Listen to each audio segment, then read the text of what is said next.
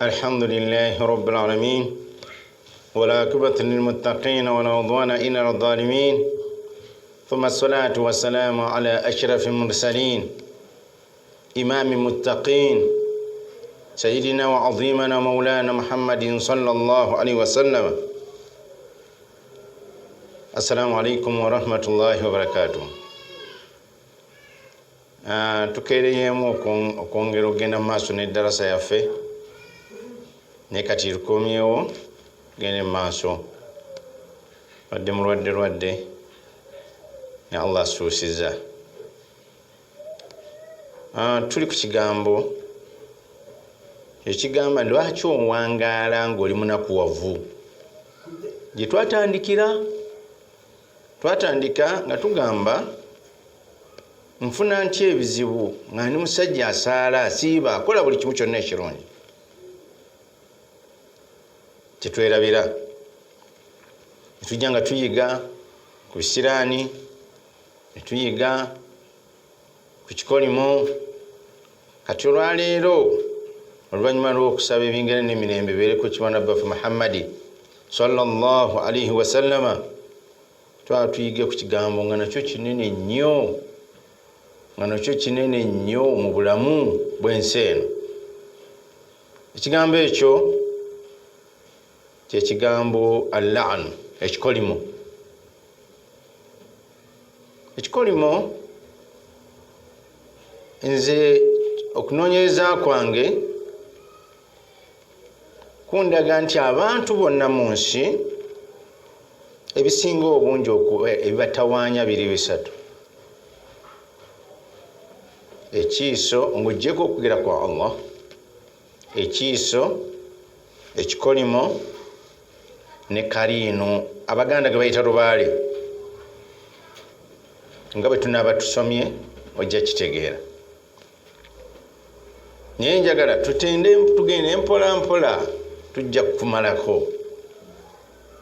Oluvannyuma tusane amagezi nga tujja ku mubaka Muhammadin sallallahu alaihi wasallama butya bwe tuva mu bizibu ebyo.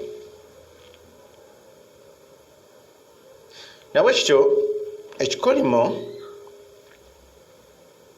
kyeki?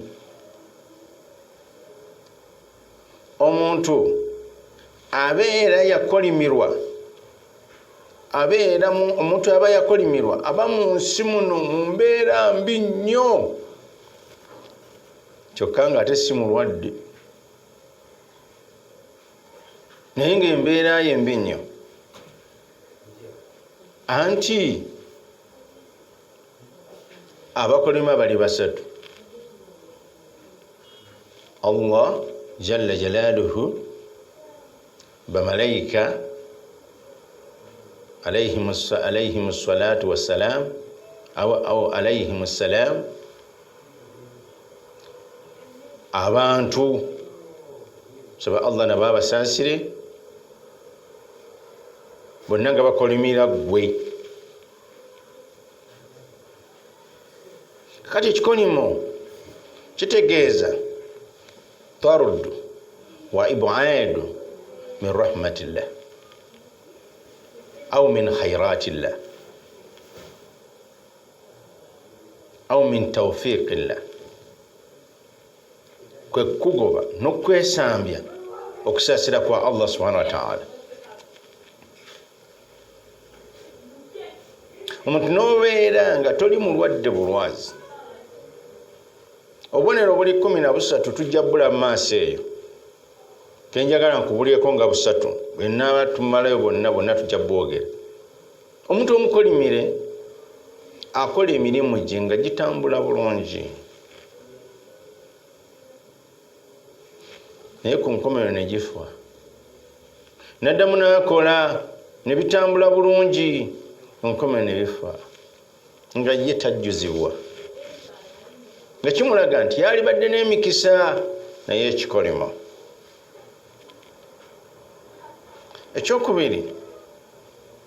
Akokubiri nga ne bwe yeegatta mu maali y'abanneefwa ate naye nga yatandika okukimanya. Nga ne bwe yeegatta mu maali y'abanne efa nga naye yatandika okukimanya. Kati ngenda kukolagana na gundi n'ebigenda kufa. ekyokusatu omukolimire ne bwaba taliiwo bamuwayiza nga abaddewo. Gavumenti bwejja okukwata ekwata gwe lwa nsonga kintu oyina ekikuliko kyekiri wano. Nabagamba ti omuntu asobola okudduka ekimugoba naye tasobola kudduka kimulimu. Ne bwogenda Embaale, ne bwogenda Ejjinja, ne bwogenda mu Europe, n'ogenda mu Asia, ekikulimu. La hawla wala quwwata illa billah. Saba Allah tuwonye ebikolimo bye. Obadde okimanyi nti ekikolimo ky'omuntu kyamaanyi nnyo, kubanga ekya Katonda ye akusonyiwa wonna waba yagalidde naye abantu nga tebasonyiwa. Mu byawandiikibwa bwe tuba twagala okumanya obukambwe bw'ekikolimo tutegeere kino ebintu ebikulu ku byo nga tutandika omusomo gwaffe. Ekisooka, inna la'an, mazima ekikolimo min ashaddi muharramati allati harramaha Allahu wa min al-kaba'iri allati tu'idu fa'iluha ashaddu al-wa'id. Omuntu yenna wabanga akolimiddwa ekikolimo ekikiviirako okujja ye muntu okukola haramu omubi ennyo Allah aleetera Allah okukolimira omuntu oyo n'okola ebintu al-kaba'iri, amazambi amanene nga Allah yagala alikadde. Ebikolimo bya Allah zo nnyumba tuyingiramu nnyingire, osobola ogyebalama ogasi ojja kuyingira mu nnyumba eyo ng'okulya riba. Omuli okimanyi nga te Allah yalagira Allah yakolimira ddala ana Allahu akilu riba. Allah yakolimira omuli wa riba. Ogiyingiramu ennyumba ng'ogitegedde bagizimba dda, gwe n'ogamba tewali kyakola kanyingire ennyumba eyo. La ilaha illallah. La'ana Allahu as-sariqu. Allah yakolimira omubbi okuva ku ggi, okuva ku lumuguwa, ebintu ebyawansi ennyo, omukono ne bakutulako. Ekikolimo kijja olw'okusemberera n'okuyingirira ennyumba Allah ze yateekawo nti bwe bikolimo. Naawe n'obeeraawo ng'oli mukolimi. Kale naawe tunulayo olabe, tunulayo naawe olabe nti okubye kangezeeko, okubye kitaawo oluye n'omusamba n'etteke ate mu bantu enkya n'ojja n'omugamba nti taata nja kusalira ku kibanja nzimbeko wano, takuba enduulu era bajja bamuyambako. Naye ate Allah gw'osaba buli kimu, omusaba buli kimu ate kyeyagaana kyokola, ate era ne babeera nga ennyumba yo bagitwala n'ogamba nti Mukama nnyamba nga teyakugaana bifo. Ekyo kimu gwe tulabanga Allah waba akukolimidde aba mutuufu, awamu n'olwekyo nga tekijja kuvaako kuba ekikolimo tekiwana, tekitera kuwona. Okujja kwaliwo akawaayiro katono nnyo woyinza okufuna obuweerero, naye nga ensanvu yonna ekikolimo tekitera kuwona, kubanga obw'ensalo oba mujjanjaba naawona. Ekyokubiri, jahalu kathira min annasi bi ayati llahi fi lqur'ani karim. Jahalu kathira min annasi bi ayati llahi fi lqur'ani karim. Abantu beesireyo gwa neggamba baagaana okumanya aya za Allah ezoogera ku bikolimo basobole okubyewala. Bantu baagaana okusoma okutegeera nti Allah kino nno yakigaana era n'akiteekako ekikolimo fi dduniya wal akhira, oba fi dduniya aw fi l akhira, osobole okukyewala. Ekyokusatu, abantu bangi abakakasibwako okukolimira bayitiridde mu nsi bangi. Era omuntu nze ngenda netunuulya nga abantu babonaabona nga Mungu bwe yampa okumanyako okutono kwe yampa nemmanya nti ono bamukolimira, ono kiiso kyekimutawaanya okusinziira nga bennaabikusomesa oba bennaabikujjukiza gwe alina kyamanyiiko. Bangi Allah subhanahu wa ta'ala bakolimidde oba abantu bannaabwe bebakolimidde, abasiiga bannaabwe ebikolimo aluusi oba ekikolimo kisobola okukwata. Kikolimo kikwata kitya? Lema tukyategeera. Kati Allah nabbi yagamba nti ridha Allah fi ridha walidain, okusima kwa Katonda kuva mu kusima kw'abakadde ababiri. Wa sukhtu Allah, n'okunyiga kwa Allah fi sukhti walidain, kuva mu kunyiga kw'abakadde ababiri. Kati mukadde w'omuntu bw'aba yamunyigidde, Allah bamaze okumuggyako okusaasira, ate yakola mu munyuuyo yesamba boy, byakola byonna biriko ekikolimo, olaba ekikolimo bwe kikutte. Omuntu mubbi omukono gwatuukwako dde okutemwako, ate gwakozesa mu mmeereyo, gwakozesa mu bintu byo, gwakozesa mu kompyuta zo, ontunuulira mirimu butatambula. Ensonga eyo yokusatu gitunuulire nnyo. Ensonga eyokuna,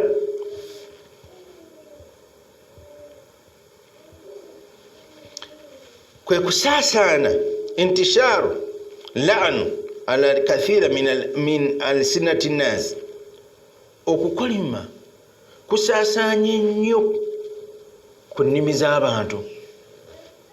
Abantu bangi bakolima,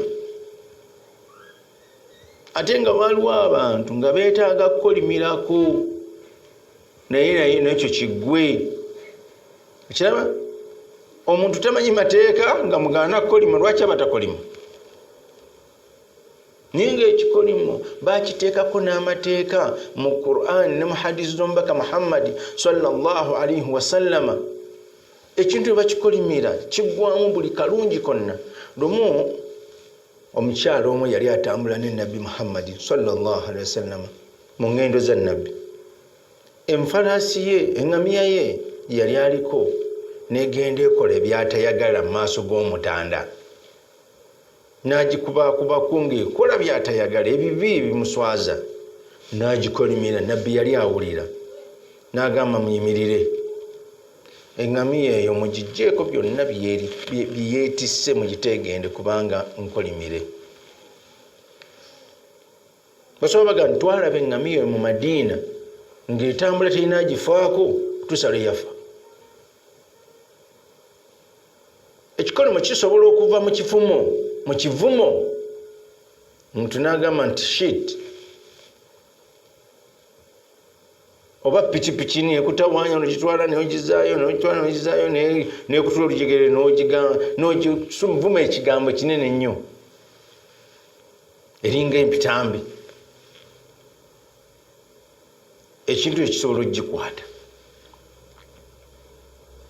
Baana bameka bakazi bajja be bakolimidde, tyana gwe toyina magezi.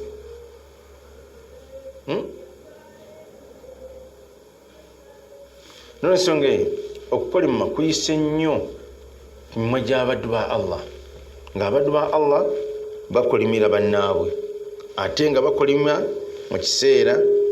Okumanya ekikolimo kibi, Nabbi yagaana okugamba nti la yakunu mu'minu la'ana, omukkiriza takolima.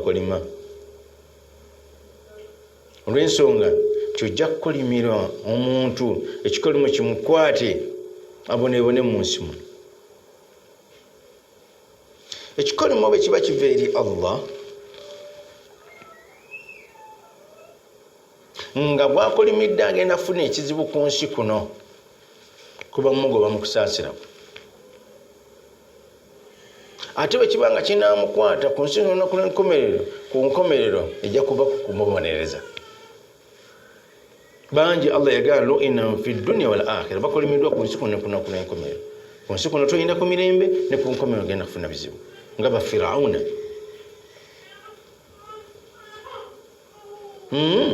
Bwe kibeera ng'ekikolimo kiva ku muntu nga muntu yekka yagenda ofuna emanya yakukolimidde, kuba kusaba Allah kukugoba mu kusaasira kwe. Kuba kusaba Allah kugoba mu kusaasira kwe. N'ensonga eyo twegendereze ensonga ezennya. Era betugenda okutunulamu abamanyi bayogera ki ku kikolimo. Bagamba namba emu, allan yakunu min annas bitardin wa min Allahi al-adhab. Ekikolimo bwe kiba kiva mu bantu bo basaba busabi Allah akugobe mu kusaasira kwe. Nga waliwo weekozesebwa abantu ennaku zino oba tebagimanyi bumanya nti nzito nnyo. Omuntu agamba nti Mungu akunakuwaze. Ebika by'ennaku bingi. Genda ng'otunuulira kintu ki ekitaliimu nnaku. Era Allah mu Qur'ani yateekamu ebintu bibiri abakkiriza ku nsi kuno. Allah yabagirawo la khawfun alayhim wala hum yahzanun. La khawfun alayhim wala hum yahzanun. Tebayina kutya, tebayina kunakuwala. Kati omuntu okusabira nti nsaba Allah akunakuwaze, ennaku yabika bingi, kale wakuwaayo ennaku yabika 7. Bakazi b'obasaba banoba, bulijja ly'ofumbirwa baggoba, abaana b'ozaala be bafa, buli mulimu baggoba, teri muntu wakwagala. Abantu ba Allah basiraamu bwe tunaategeera ebintu ebyo, ennaku ejja tukendeera, tubeere mu mbeera nga tuli bulungi. Tewali kintu Allah kye yatugaana nga tekiri mu bulabe gye tuli, ate tewali kintu Allah kye yatulagira nga tekiri mu birungi gye tuli. Gwe ne bw'otunula oti. Ate tewali kintu Allah kye yatugaana nga tekisobola kukireka, ng'era bw'okireka ofuna obuzibu, tekiriiyo. Ne bakera ku makya bagamba nti gundi lwaki owenyera nti ate ennaku zino sikyayendako. Tekisoboka. Ani ennaku zino nti sikyanywa ku mwenge, tobula nti mbeera mbi. Naye alina ebintu bye yatulagira nga tetubisobola abamu mu ffe. Nga lwaki oli bubi nti nasiibye naye nga nyina alusa. Nga nti bireke. Ng'ekyo Allah yakulagira naye nga tokisobola. Allah yakulagira naye nga tosobola kintu ekyo. Kale no Allah bye yatugaana tubireke tufune obulamu obulungi.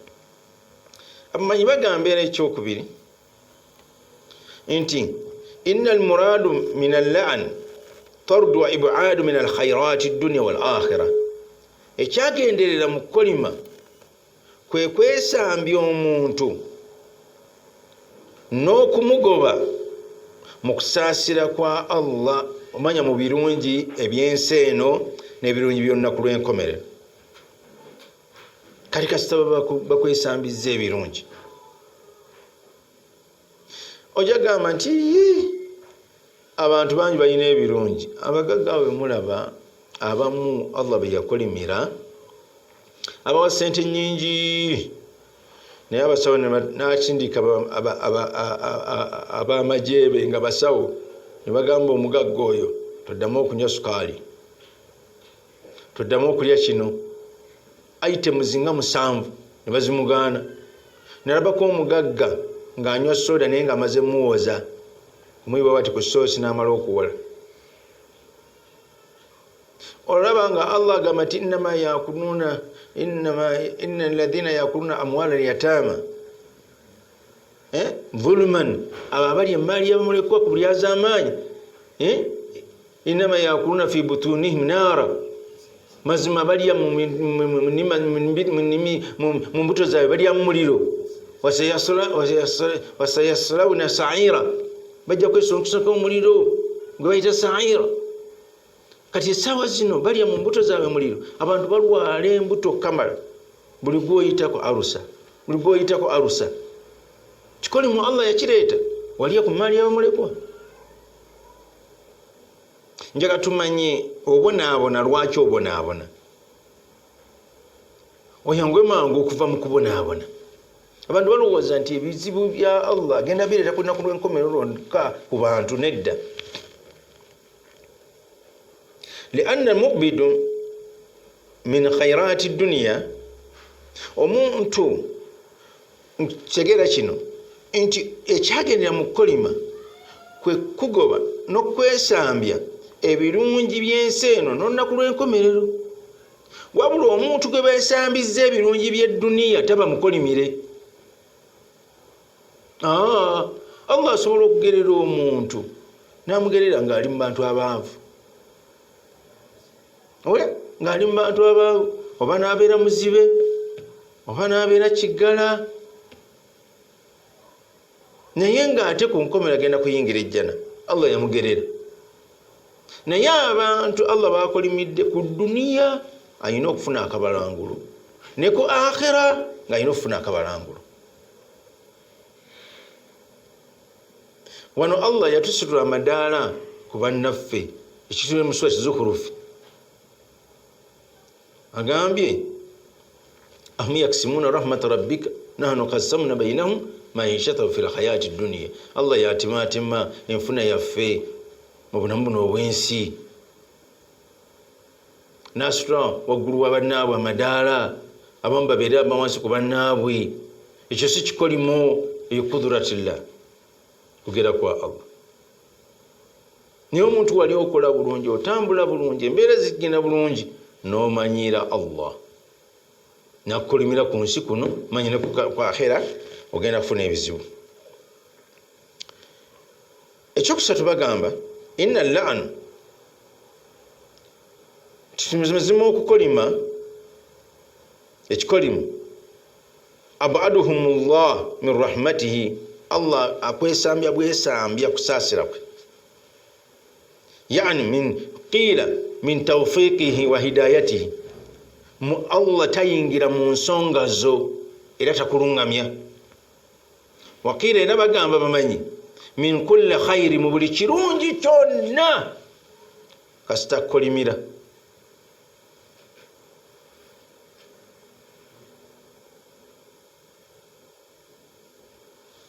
Kagamba toyina woyingirira mu kusaasira kwa Allah. Era kikolimu kisobola okuva mu kuvuma. Singa owulira Allah bagamba la ya'lamun la ya'qilun la yahdi qawma adh-dhalimin, n'omuntu munno asobola okuvuma olw'ekyo ky'omukoze nga tojja kuba mu magezi. Ensonga endala, ekikolimu la'nu min Allah, ekikolimu okuva eri Allah, huwa ib'adu abdin bisakhtihi, kwe kwesambya omuntu Allah ng'amwesambye, ng'akozesa Allah ng'akozesa obusungu bwe bw'ensonga eyo gy'okoze. Wa min al-insan, naye ate omuntu wabanga yakolimidde du'a bisakhtihi, yakozesa dduwa ye olw'obusungu bw'omutaddeko, n'asaba naganya ayi Allah, omusajja oyo yankoze ekibi, Mungu mubonereze. Kuwonyeza kwa Allah kwangu nnyo, era Allah awulira, samiun basir. N'ensonga eyo tugamba ti abantu twalyewaze ebintu ebituviirako kukolimirwa. Era ensonga endala nti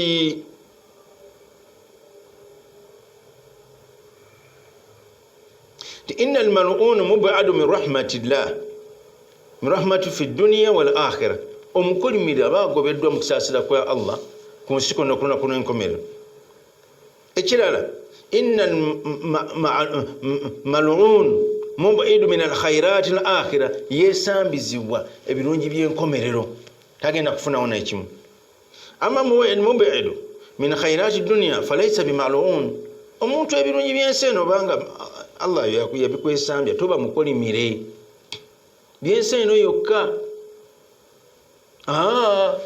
Oluusi Allah asobola okukugerera nobeera nga totuuse banno kuba ffenna buli omu alina kyeyeetaaga. Kati onoga nti bakukolimiza naye tujja kukulaga obubonero tubumaleyo nasose kuwaako busatu buli 13 obukulaga nti kituufu nakolimirwa.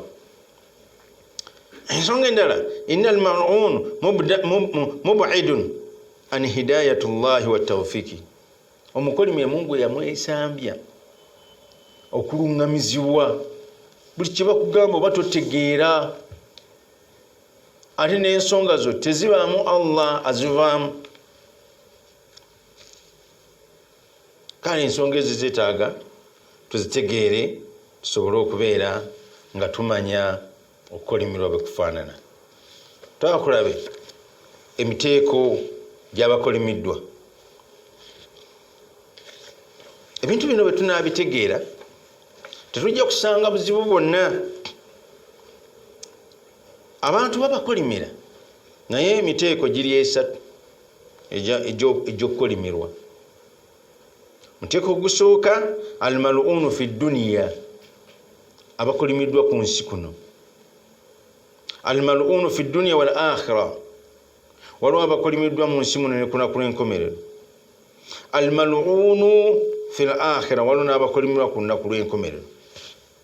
Tawulya Allah bw'agamba wa atba'nahum fi dunya fi hadhihi dunya la'na, netubagoberezaako mu nsi muno ekikolimo. Wa yawma alqiyama, ne ku lunaku lw'enkomerero hum min almaqbuhin, abantu abo bagenda kubanga bafaanana bubi nnyo, ekifaananyi kyabwe nga kitiisa. Kasita Allah kukolimira ku nsi kuno, ku kiyama tusuubira kubeera ng'oli mu kifaananyi kibi nnyo. Kati ekikolimo ekyo kyekikuleka mirembe, era tujja kumanya biki byokola n'okolimirwa. Timudegani njaga tutambula empola mpola. Wulira Allah bw'agamba innal ladhina yaktumuna ma anzalna min albayinati, kintu ekyabamu mukiyita kya muzannyo. Allah ayinza okukuyigiriza n'abaako kyakuyigiriza n'okigaana okiyigiriza banno, naye naddala innal ladhina yaktumuna ma anzalna min albayinati, abantu bonna abakweka elimu. Kati ng'eno yonna gye nnyina amakweka elimu, ebyo Allah biyassa ebitegeerekeka Nabbi Muhammadin sallallahu alaihi wasallam yamulagira abireete gye tuli naffe tubisaasaanye. Wahudan, n'obulungamu min baadi ma bayyannaahu linnaasi, oluvannyuma okubeera nga abantu bateekeddwa okubitegeera fil kitaabi, mu kitabu kino Qur'ani. Ulaika yal'anuhumullah, abantu abo Allah yabakolimira. Wa yal'anuhumul la'inun, na buli ayagala akolime, na buli akolima yenna gantenga nayiga n'omusajja oyo yagana otusomesa. Ila alladhina taabu, kujjako abayenenyezza, wa aslahu, n'alongoosa, wa bayyanu, n'atandika okunnyonnyola abantu ebigambo ebyo by'amanyi. Fa ulaika atuuba alaihim wa ana tawwabu rahim, abo Allah akkiriza okwenenya kwabwe era n'abasonyiwa, kubanga asonyiwa abenenyezza era musaasizi.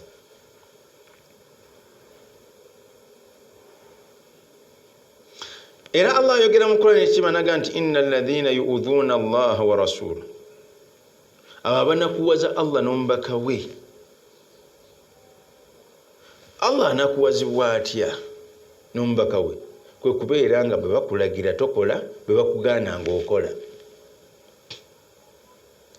Bakulagidde okukola tokoze, bwe bakugaanye n'ogamba kankikola ekijja kijje, n'okola effujjo ku Katonda. Agambye innal ladhina yu'udhuna Allah wa rasulahu, bakugaana okukwana okwenda n'oyenda. Abantu ensi eno okwenda bakufuula halali. Allah n'atunuulira n'agamba bamalayika bange mulabe firimu malaika mulabe firimu. Allah atulabe okusinga bwe tulaba firimu. Mulabe firimu. Olabe oyo, olaba ono bonna nabagaana okwenda. Yagamba wala takrabu zina, temusemberanga obwenzi. Innahu kana fahishatan, kyava ddanga kintu kibi kyabwemu. Wasa asabira, nekkuba erigendayo lya buziba. Gwe bakugala kusemberera otuukira ddala nogamba Mungu ondaba ne rogi n'ogiggula n'oyenda. Omuntu n'atuuka n'okuteekawo ennyumba, n'ateekawo n'akakazi, n'ateekawo ne risiiti, ne katandika okuwandika oyagala kuyingira kwenda ne munno nti musasule zino, ne bayingira. Inna alladhina yu'dhuna Allaha wa rasula, abo abanyiiza Allah n'omubaka we, la'anahumullah, Mungu yabakolimira fi dunya mu nsi muno, wal akhirah n'okunenkomero, wa adda lahum, n'abategekera adhaban muhina, ebibonerezo ebibanyomesa.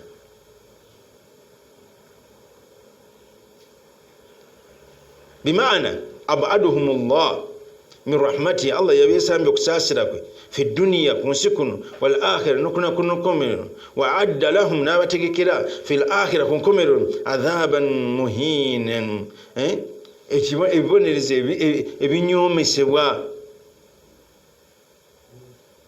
Babeire nga khuludun fiha, nga balimu obugendero bugamuke. Njakulagako ku aya zikwatagana ku Allah subhanahu wa ta'ala. Tugende mu maaso. Aya endala agamba inna alladhina yarumuna almuhsanati, bakanyugirira abakyala abalongoofu, abatayina ghafirati, batayina kibamanyi, almu'minati, abakkiriza, ne bakanyugirira obwenzi nga ekyali mu surati Qasas, nga bakanyugirira Aisha mukannabbi obwenzi. Allah aga lu'inu fi dunya, bakomewa mu nsi muno, wal akhirah ne kunaku n'enkomero, walahum adhabun adhim, bayina ebibonerezo ebirume ennyo. Tujja kusooka tukomekaawo insha Allah, ate tuddemu insha Allah tulabe Mungu kyatuleetera biiznillah subhanahu wa ta'ala. Nfundikira ebigambo bino nga mbategeeza era nga nsaba Allah subhanahu wa ta'ala abantu tutegeere nti Allah akolima, era n'emitendera gy'okukolima Allah yakolimira abantu 8. N'ensonga eyo nsaba Allah atuteremu obwangu, tumanye omuntu bw'omanye ekintu kiba kizibu kiba, naye abantu kye tuyina mu nsi muno twamanyiira obusiraamu ne butulema okumanya. Buli lw'omanyiira ekintu kikulema okumanya, buli lw'omanya ekintu tosobola kukimanyiira. Assalamu alaikum wa rahmatullahi wa barakatuh.